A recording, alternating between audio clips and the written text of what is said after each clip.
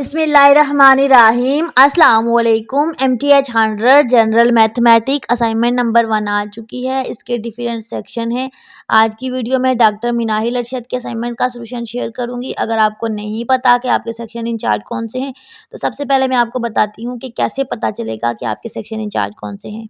अपने section incharge का नाम जानने के लिए सबसे पहले अपने LMS को लॉगिन करें और कोई भी सब्जेक्ट है लाइक आपका MTH 100 है तो इस तरह से MTH 100 के बॉक्स पे जाएं और यहाँ पे इस तरह का इंटरफेस होगा और यहाँ पे अनाउंसमेंट में जाना है। जो ही आप अनाउंसमेंट में जाएंगे तो आपके पास डिफरेंट अनाउंसमेंट आएंगी।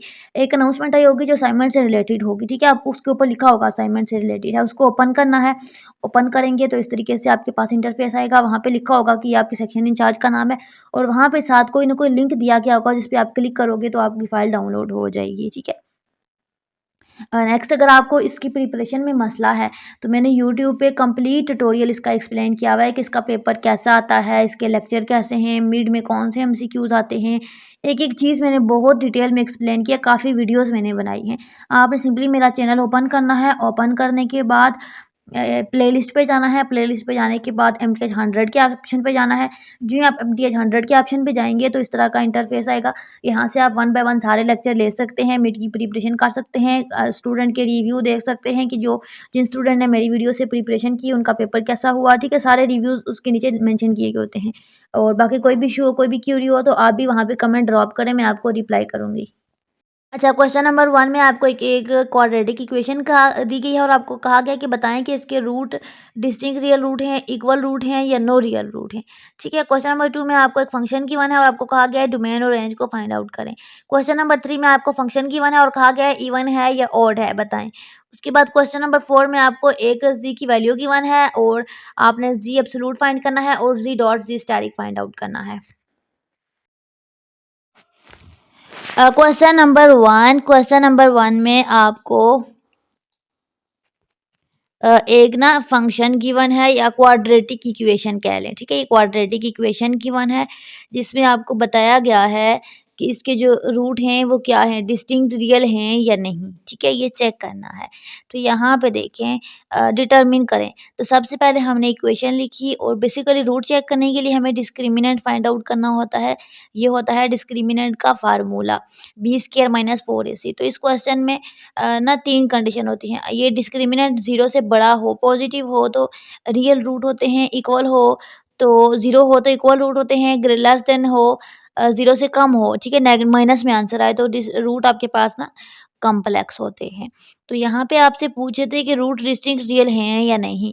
तो यहाँ पे आपने सिंपली इक्वेशन के अंदर ना ए बी सी इंसर्ट किया। बेसिकली ए ये होता है एक्स स्क्वायर के साथ जो टर्म होती है वो ए होती है, यहाँ पे कुछ भी नहीं है तो 1 है।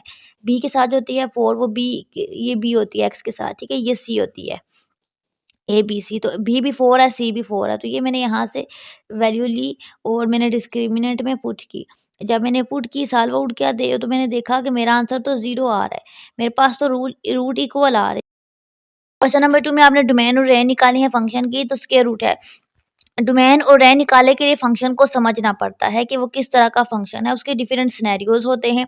अब यहाँ पे बेसिकली बात क्या है कि डोमेन जो होती है ना वो रियल लाइन होती है, यानी कि माइनस से इन्फिनिटी के दरमियान में कोई भी नंबर आ जाए ना तो वो आपके पास रियल सोल्यूशन होता है, यानी कि जिसमें कम्प्लेक्स ना हो, अयोटा ना हो, ठीक है। तो अयोटा नहीं होना चाहिए। तो बेसिकली डोमेन कहाँ पे एग्जिस्ट करेगी, तो जब बात आती है ना फंक्शन की तो फंक्शन को देखेंगे कि किस केस में वो आपके पास ना हो जाता है कॉम्प्लेक्स। तो यहाँ पे देखें 5 - x है। तो यहाँ पे बेसिकली जब भी स्क्वायर रूट के अंदर -1 होता है, ठीक है, या -2 होता है या -3, यानी कि कोई भी नेगेटिव नंबर होता है तो आंसर माइनस में आता है। तो नंबर तो as it is square root में रहेगा, उसका कोई फर्क नहीं पड़ेगा। लेकिन जो स्क्वायर रूट माइनस होगा ना, ये वाला लाइक यहाँ पे 2 है तो यहाँ पे हम 2 को अलग कर लेते हैं और -1 को अलग। तो स्क्वायर रूट -1 बेसिकली अयोटा के इक्वल होता है, ये आपने पढ़ा हुआ है। तो ये कॉम्प्लेक्स बन जाता है। तो कॉम्प्लेक्स में मैं आपको बता दूं कि रूट जो हैं डोमेन एग्ज़िस्ट नहीं करती, अभी मैंने बताया।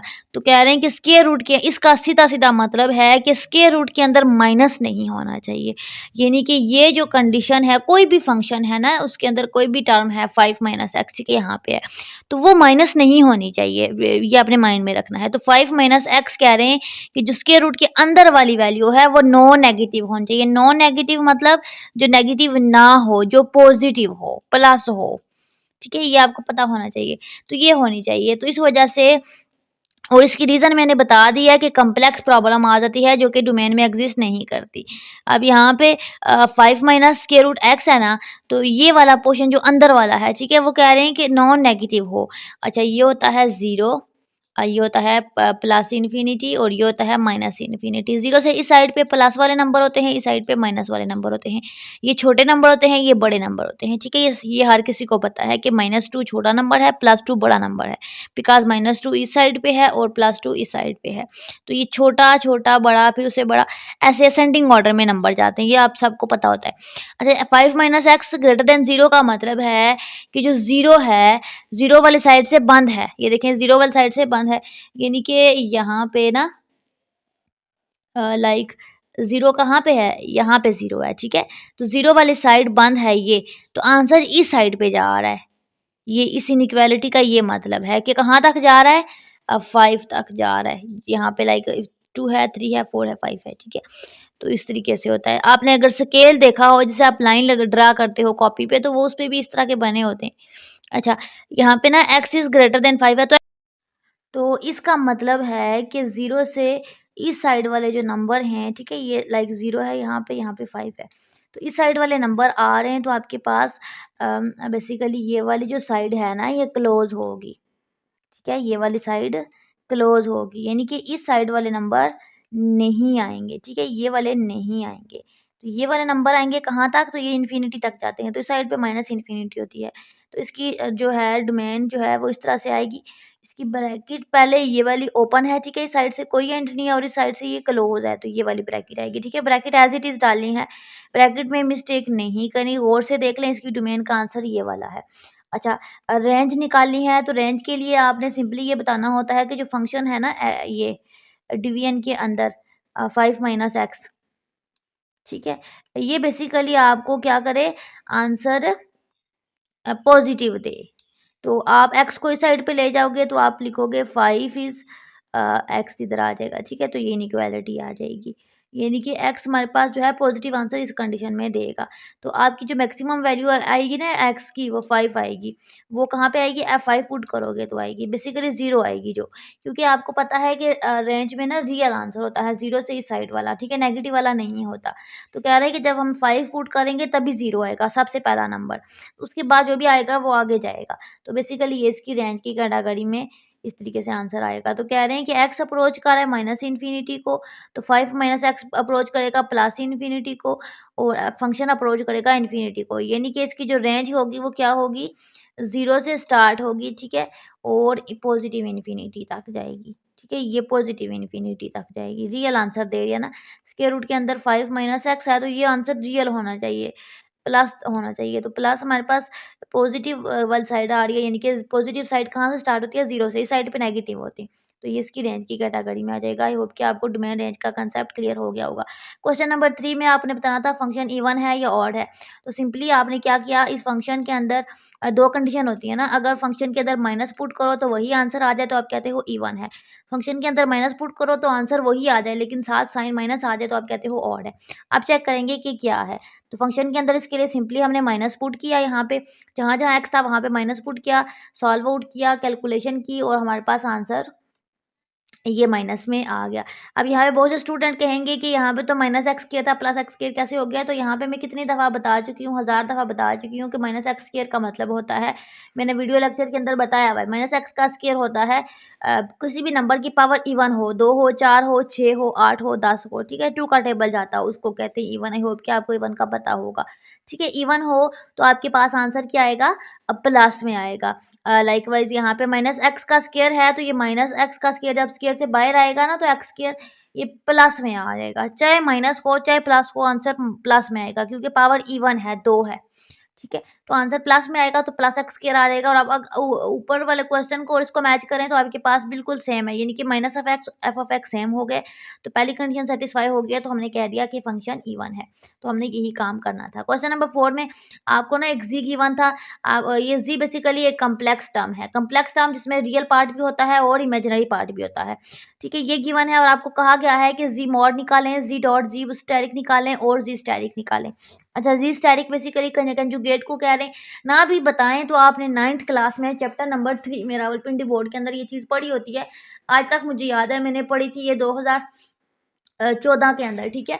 तो ये आपने सारी चीज़ें वहाँ पे पढ़ी होती हैं, तो ये आपको पता होना चाहिए। लेकिन मैं फिर भी मेंशन कर आप क्योंकि आप बीएस के स्टूडेंट हैं, तो आपको हर जगह चीज़ एक-एक मेंशन नहीं करेंगे।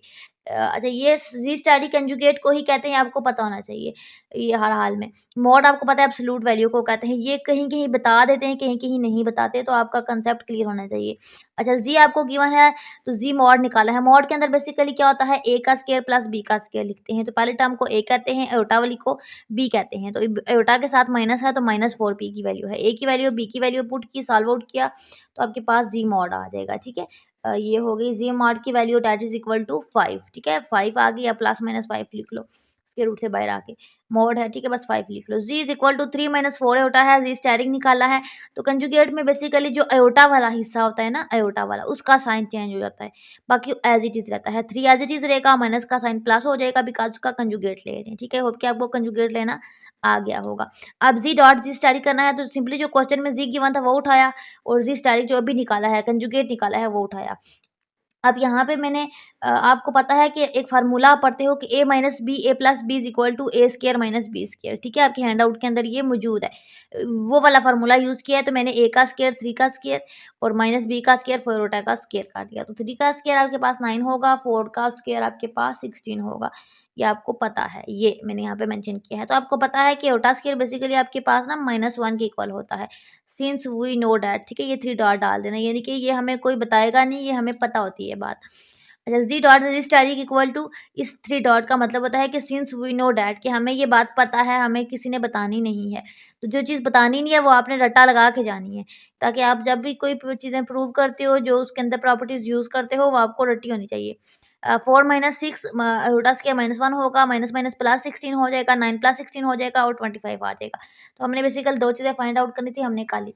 ये थी एमटीएच 100 की असाइनमेंट। आई होप कि आपको समझ आ गई होगी। बाकी कोई भी क्वेरी या कोई भी क्वेश्चन है तो आप मुझसे कमेंट में पूछिए, मैं आपको गाइड करूँगी। बाकी हमारे पास विच यूनिवर्सिटी ऑफ पाकिस्तान की ऑल पेड सर्विसेज अवेलेबल हैं। अगर आपको किसी चीज़ में भी कोई भी इशू है तो आपको हमारे पास विच यूनिवर्सिटी ऑफ पाकिस्तान की तमाम सर्विसेज मिल जाएंगी और हमारे रिज़ल्ट गारंटी होते हैं। इसमें आपको अगर बुक्स चाहिए, असाइनमेंट से रिलेटेड, एलएमएस से रिलेटेड कोई इशू है और स्पेशली प्रोजेक्ट से रिलेटेड CS 619 के, 519 के, या इनमें से किसी भी सब्जेक्ट के प्रोजेक्ट में इशू है, तो आप हमसे कांटेक्ट कर सकते हैं, हमसे पेड बनवा सकते हैं। चाहे हमारे पास हर सब्जेक्ट के टीचर अवेलेबल होते हैं, आप हमारे सर्विसेज अवेल कर सकते हैं। बाकी आपको बुक्स चाहिए या व्यू से रिलेटेड कोई भी सर्विसेज चाहिए तो आपको ऑल सर्विसेज हमारे प्लेटफॉर्म पे मिल जाएंगी। बाकी चैनल को सब्सक्राइब करें, लाइक करें, अच्छे अच्छे कमेंट करें, दुआओं में याद रखें। अल्लाह हाफिज़।